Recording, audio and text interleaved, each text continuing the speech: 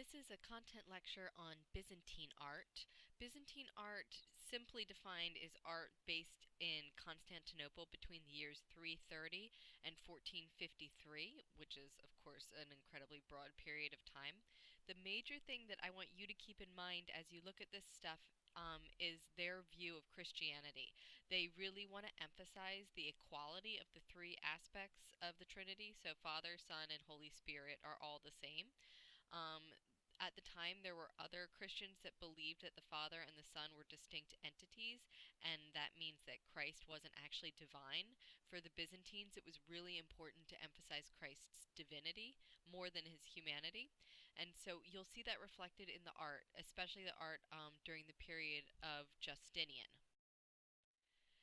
So, Byzantium was the name of a Greek city that Constantine then renames as Constantinople in the year 324, and it becomes the capital of the Eastern Roman Empire. The historians call the people of this community Byzantines, but they really thought of themselves as Romans, and that has a lot to do with their leaders. So, the most significant patron of Byzantine art is Justinian. He reigns from the years 527 through 565, and he saw himself as recreating the Roman Empire. He conquered most of the realms that had formerly been part of the Roman Empire that had been lost over the previous centuries, and so he really saw himself as being like the heir to Rome. Byzantine history ends in the year 1453 when the Ottoman Turks capture the city. So here's a map of the area that we're talking about. We're primarily talking about art based in Constantinople, and then over in Italy, we're back in Ravenna.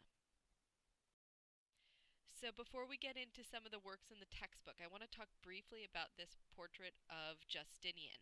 It's on an object called a diptych that was meant to be a writing surface. You can see that this one was probably never used as a writing surface, first of all because it's super fancy, but second of all because it's not at all flat. It's ivory, and you can see how Justinian here on horseback kind of emerges out of it. Looking straight on, we can talk a little bit more about the iconography. So this panel is lost, but in the center we have Justinian on horseback, crushing barbarians, his feet lifted up by allegorical women, and then victory crowning him. Down here we've got lots of different barbarians bringing him tribute. Here's another soldier bringing him tribute.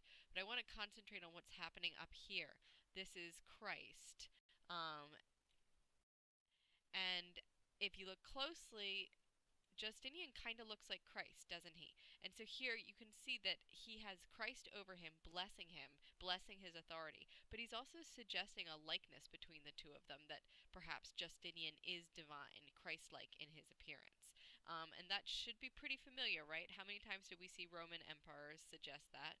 Or even going back, here I have the comparison to Hammurabi. So Hammurabi is suggesting that Shamash has given him these laws, thereby divine authority. But the two of them are also somewhat similar looking, suggesting that Hammurabi himself may even be divine. Alright, so let's talk about what Justinian does in Constantinople. There are riots early in Justinian's reign, the Nika riots, that end up burning most of the city. Justinian puts down all of the rioters with the help of massive amounts of troops and the support of his wife, Theodora. More on her later. But after the riots, he takes an opportunity to rebuild the major church. This is called the Church of the Hagia Sophia, which means Holy Wisdom, and we're looking at an aerial view of it. After the place is taken over by the Turks in 1453, they turn it into a mosque, and that's why it has the towers, the minarets. Try to ignore them and just concentrate on what you see here. It's absolutely massive. You can really see that here too. Look at how it emerges above the trees. However, the exterior is pretty plain, right? Nothing sculptural. It's similar to some of the stuff we got used to in the early Christian period. Looking at the plan, you can see that the interior, it's kind of interesting. It's sort of like a basilica and sort of like a centrally planned church. It's basilica-esque in that it has this rectangular section, but then overall it is centrally planned because of the way that it's all organized around this central dome. And let's talk briefly about the way that worship happened here. So the worship in Constantinople was often involved Justinian and his wife. They would be part of a procession that would start out here and enter into the church and bring the gifts to the altar. If you were a member of the congregation, you did not go in this middle section. Rather, you went up to the sides. So everybody starts outside of the church. You watch Theodora and Justinian bring in the gifts along with the priests. And so it becomes very theatrical, and you're very aware that you are not the emperor. You are along the sides, taking it in. And this is what it's like inside, absolutely overwhelming, partially because of the pendentives that allow this dome to go so high. Now, in terms of scale, the Statue of Liberty could fit in here, just to give you a sense. And let's look here at another lovely photograph of it. These are from when it became a mosque. But you can see the inspiration is totally the Pantheon, right? With the oculus and the sun coming through. A contemporary historian described the light coming through here as if this was a dome suspended from heaven, and it looks like this is a chain of light underneath it. And the effect of that really does come from the pendentives. So the pendentives are what's holding up this dome, and they are triangular concave sections, and this is a good example of how they work. All right, so now we're going to go to Ravenna. In the year 540, Justinian sends his general to capture Ravenna from the Ostrogoths, and this brings Ravenna back into the Eastern Roman Empire, or the Byzantine Empire. And at that point, it becomes an extension of Constantinople and is ruled by Byzantine exarchs. It's important to note, though, that there's no documentation that Justinian ever went to Ravenna. He just sent people to do his work for him, basically. In Ravenna, we're going to be looking at one particular church. It's a really important church moving forward. It's called San Vitale. It's dedicated to Saint Vitus, who was a important saint within Ravenna. So in the year 526, so this is before Justinian sends his general, Bishop Ecclesias begins to build two new churches for the city, including this one. Work continues under the new bishop Victor, and then Justinian appoints Archbishop Maximianus to become the new archbishop for Ravenna. Maximianus is not Italian, he's from Constantinople, and the Ravennans did not want him. They actually barred him from entering the city. So just keep that in mind as we look at the decoration of the interior of the church. Okay, here's our exterior view of San Vitale. It should remind you of the Hagia Sophia, right? It's very plain. What's interesting about this too, and we probably didn't talk about this enough with the Hagia Sophia, is it's very geometric, right? You can see that it's an octagon with little half domes added onto it. It has a kind of sculptural effect because of these large geometric masses. When you go inside, though, it's super fancy. Similar to the Hagia Sophia, it is encrusted with marble, and this marble used to extend further up. And then when you go into this space, it's all mosaics, mosaics everywhere. So here we're looking at the plan, and what's interesting about it is it's centrally planned, which of course makes sense for martyrium, which is basically what this is. The part that is also interesting about this is it has kind of two entrances that don't seem to align with the street at all. We are most interested in the mosaics within the apse.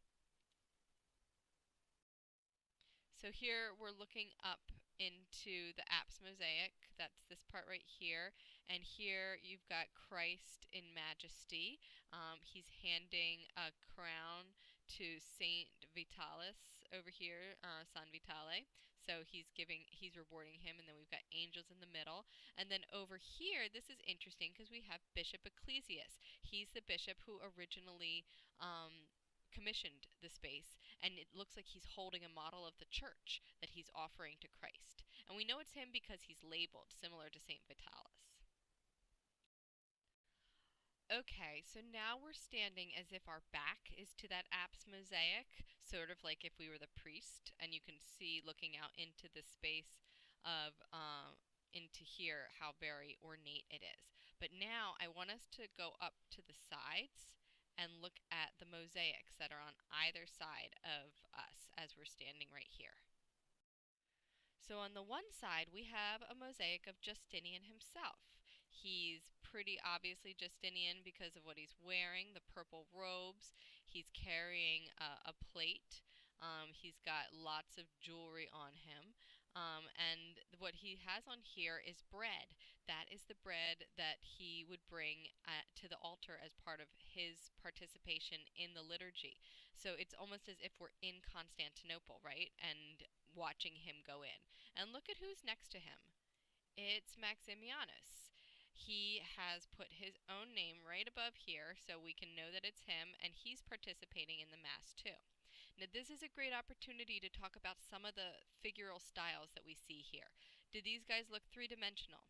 Maybe slightly in their faces, but generally they're very flat. They almost look like they're floating. They don't look like they could actually stand on the ground here. They look like weird paper dolls. This is very much the Byzantine style. It's abstract. It's not interested in three-dimensionality or naturalism. Rather, it's more about this more abstract concept that also fits with this concept of divinity that they're really interested in emphasizing. Now, what I love about this is opposite Justinian is his wife, Theodora.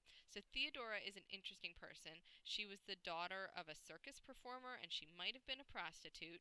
She was a charming and very wise person. Her husband, Justinian, supposedly during the Nika riots, wanted to just throw in the towel and say, "Forget it, I'm done being the emperor." But she said to him, "I would much rather die an empress than run away and live with that shame." So she encourages him to get his act together and continue to fight, and ultimately they win. And so we see her here. She's carrying what would have been her gift to the altar, the wine, and you can see that she is also participating in this. The political ramifications here are significant. Picturing these two leaders in a space where they never actually lived, this should remind us again of ancient Rome and the way that they used portraiture to magnify the power of the emperor. But it's also similar to Rome in that they're incorporating this portraiture within a religious context. And so you're reminded that they have this divine authority that is why they're in charge, especially for the Ravenans. Remember, they don't like Maximianus, and they may even be kind of not so sure that they want to be part of the Byzantine Empire. This compels them to stay part of that empire. And this close-up is just to show you the mosaic work and the way that they use different colored stones to create that modeled expression on her face. There's a great video showing how the Byzantine artist did this that I would encourage you to watch. Okay, so the other thing that happens during the Byzantine period that we're interested in is the rise of monasticism. A monastery is a building or a group of buildings occupied by a community of monks living under religious vows. Early Christian monasteries are independent and secluded communities devoted to prayer and work. They're designed primarily to function as retreats from the secular world. However, they're tax exempt, so they amass an enormous amount of wealth. We're interested here in the monastery of St. Catherine. This is in Egypt, and Justinian paid for the reconstruction of it. This site is so interesting. It's associated with the burning bush where Moses encountered God. It's right next to Mount Sinai where God gave him the Ten Commandments. And so this is a place that's associated with theophany. That's the appearance of God to human beings. And remember, they are really concerned with the divinity of Christ, so this is going to be appealing to Byzantines. So here it is, literally next to Mount Sinai, which is just interesting in terms of the history of the Old Testament. However, the mosaic that we're going to look at within the church here is dedicated to a New Testament occurrence of theophany. Okay, so what's depicted here is the transfiguration of Jesus. Jesus brought a handful of his disciples up on a mountain, and then before their very eyes, he reveals his divine nature to them. So he's transfigured. It means that all of a sudden, they can see that he is God. And then on either side of him appear Moses and Elijah. So that's the subject matter here. I've got a better view of it coming up. So here, this is looking up into the space. It kind of flattens it, but remember, this is an apse mosaic. So you have, again, our super flat paper doll Jesus in a mandorla. That's a body halo, and you can see like divinity flowing out from him. The apostles are freaking out. They're terrified. Moses and Elijah look like they're just fine with what's happening and appear to be blessing and worshiping him. So, in terms of the significance of this space, it's hard to understate how important it is that this is happening in the same place where God appears to Moses. And if you think about typology, the thing that the early Christians were concerned with, relating the New Testament to the Old Testament, this completely visualizes this. It also really emphasizes the divinity of Christ, which is something that is a key concern for the Byzantine period. Okay, so that's all for this content lecture. Thanks so much.